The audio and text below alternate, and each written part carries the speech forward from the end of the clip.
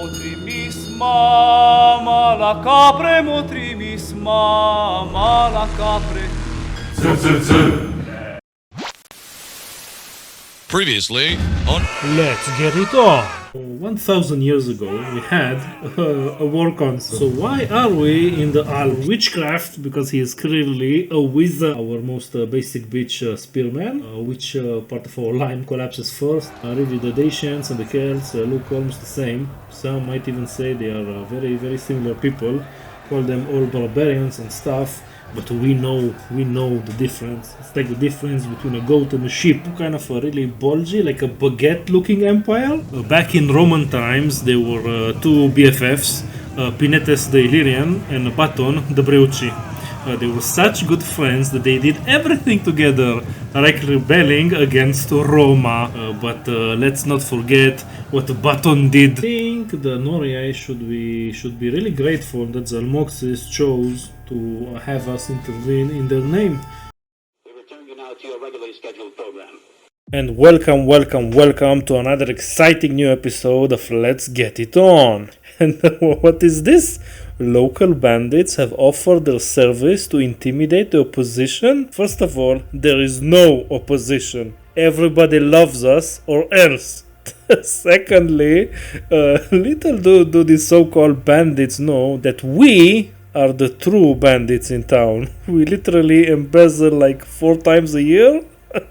Did I say embezzle? I meant a crowdfund for the greater good. Anyway, these banditos are clearly misinformed and we will refuse their offer. Well, Finuza is continuing her namesake's tradition and starts insulting the horse lords of the east. Be careful, they slap. Mutiny. What? That's illegal. Campaigning in foreign lands for too long? What too long? They were in foreign lands for 1 month. Several officers rebelled? Damn! After such a flawless victory? Man, I think those Dardanoi bamboozled us. They gifted us mutinous troops. Luckily for us, Pinetes was one of the loyal officers, and I bet he harbors some ill feelings towards his countrymen who mutinied. A mercenary is worth nothing without his word of honor, so this hurts him where it counts, in his pocket. I can imagine the mini civil war in the war camp. With the Cogainon guard folksmen purging the camp of disloyal Dardanoi. Maybe Cotis herself was angry about having so many Dardanoi in an army dedicated to her. Man, it's like the first campaign where I feel like the gods are actually interfering in the game. And here we are with our mutinous force, the true followers of Cotis, about to tackle the Noria question. What should we do with Noria? I said I will liberate it, but we have 2 options to liberate it. One is actually release it as another faction, but I remember that just by releasing a city you don't automatically get a client state or a satrapy. You just get a military alliance, and we are so weak that we won't even, I don't think we will be able to convince them automatically to just be our bitches. The other option is to liberate them by capturing and liberating the city. I don't know if you can feel the air quotes, but I am air quoting. Now, the main question why we are so willy-nilly about this, because me, the player, don't really want to have to tackle. Let's look at the strategical situation. The province of Noricum is basically the Alps, all of this, Europe's navel. If we combine this with our own soon-to-be growing empire, we will look like this. Yeah, exactly like that. This is, as I said before, a baguette-looking empire, and we will just be surrounded everywhere by mostly hostile peoples. So we need to concentrate on defensive positions. Now, I don't know if you noticed, whoops, wrong buttons, but Noria is very defendable. We have here and here, that's all we need to defend. And plus, it's a walled city. So we just need to keep the people kind of happy And we don't even care if they actually rebel here, because it's a walled city. We just need to keep some kind of an army nearby. So I think that just settles it. We will, I will keep to my word, and we will liberate the city, just not as advertised. And of course we will auto-resolve this. I don't even care how many of you die, but we will do the protective stance, because we are brave that way. And yes, we lost 110 men, and probably 200 to 500 more next turn because of that silly rebellion. We even captured 25 people. Interesting. So this is our form of liberation, the Occupy. So we get 500 monies, which is wonderful. And Imperium grows. Oh, that means that we can get more spies, more governors, and more champions. The only problem is that we don't have money for all of that. But luckily for us, we can tax Noria. First of all, let's move the army. And let's see, did we get anything interesting? We will get to our neighbors. We got another wolf pet. And yeah, the rest we will talk about. But first, let's acknowledge the greatness of Komekatsa. Komekatsa is now, even before he took the city, he got recognized as an officer, which is really good. Help us with the campaign map movement. He already had a lot, more morale and less upkeep. So wonderful, Komekatsa. Oddly enough, we can't promote him. He is still a clan chief. I don't know which clan exactly he chiefs over. But yeah, so he will sit here and look at this. There was a Breuci army, and where was the Breuci army? Exactly where they were not useful at all. I don't know how they got here, but they are sad and starving and freezing up the Alps. So oh, it's their king. What is their king's name? Katugnatus.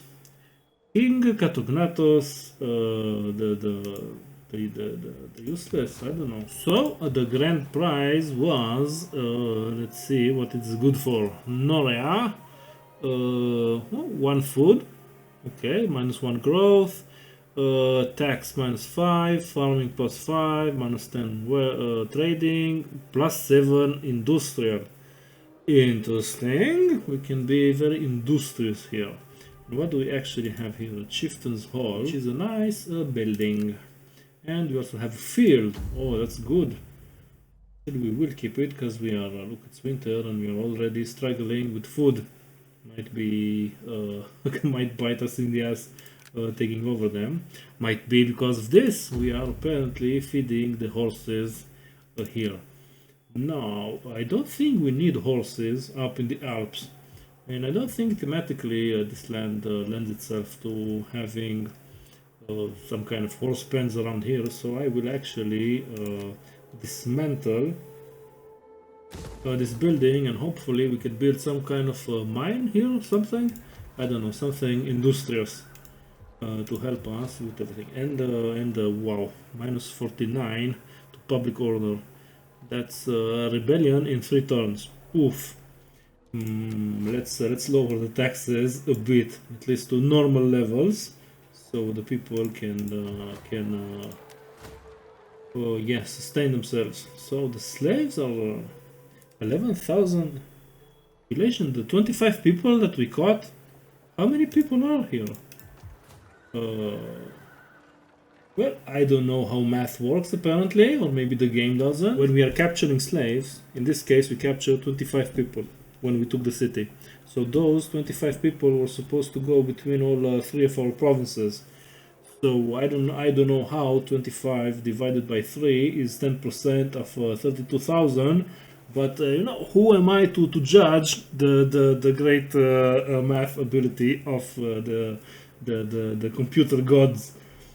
So yeah, apparently I don't know how slavery works or math. So anyway, there are oh, we might have too many foreigners once again, because there are a lot of foreigners here. Smelly foreigners. And let's try how many. Oh, 85%. Not us. Celtic and Germanic. Now let's try to combat that by bringing the Urbana the witch towards Noria, so she could help with her amazing convincing skills.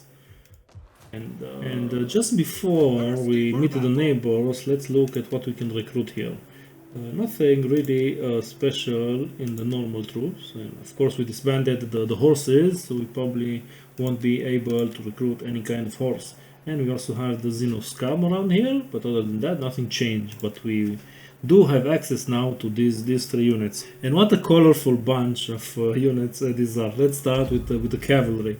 Generic, decent cavalry. Nothing really to talk about other than that we can recruit them from our foreigner population and overpay them, but they are decent. And we have this Helvetii or Helvetii mercenary spear band. Now they are in terms of fighting skills they are just as good as our own spearmen, but the main difference, and it's an important one, they have lower morale. No, I'm just kidding. They have an armor of 30 and we have an armor of 1.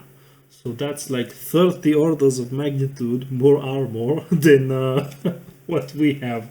Other than their price, which is quite a bit to hire them and to upkeep them, we might just use them as our main line once we actually solve all of our monetary problems, which might be never. But anyway, these are the currently these are the best units that we can offer in terms of front line. And last but not least, these guys. Now these guys are the bane of my existence. These are Celtic naked sellswords. What to say? They are fairly good. You know, they're above average fighting men with crazy above average base morale. And they hit hard, but their main thing is this impetuous. What does impetuous means? This unit gets an extra morale bonus when eager. And what does eager mean? I think when they go into battle, they get really excited. So I guess when these sadistic fucks, when they are fully erect, only then they deal maximum damage, the maximum carnage. And then they chill and become slightly less godly. I guess this is what makes this unit so annoying, at least for me. I don't even know if we would use this because thematically we despise them. So in terms of RP, we might never want to use them. But who knows? Maybe dire circumstances will force us to hire Celts into our own army. A disgusting thing to even consider. And now let's meet, speaking about disgusting, let's meet our neighbors here. The most important thing, we finally made contact, butt cheek to butt cheek with Roma. The Romans are coming. You can hear the cries of the Buridavense and the chieftain Dada going all crazy. Oh my god, I told you they are real. They are turning all the frogs gay and they are the bane of the existence. They come into our village and they kill our wives at night, and then they disguise themselves as our wives, and then stuff like that, you know. A very irrational fear of the Romans. And the Romans don't really like us much in return, I guess. Yeah, so there's that. For now, we just made contact. We just start smelling each other's bungholes. And we also made contact. Well, first of all, we expanded our border with the boys, the Swe boys. And we made contact with two small, well, kind of contact, because we officially made contact. We are bordering Tulini, but not really, because there are mountains here and we can't access each other. We can't even trade, because we can't mountain.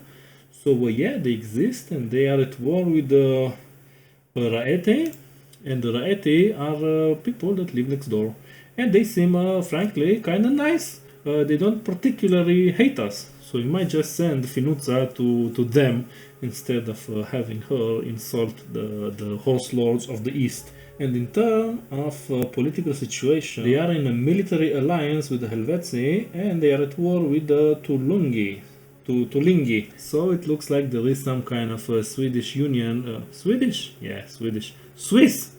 union around here in the Alps, and we took a big chunk out of what I think they consider to be their lands. So we should send an envoy and be nice. So let's find Finut. So what is it you? Okay, let's press 7 times, so make sure I'm not sending the wrong women. And where are the Raeti?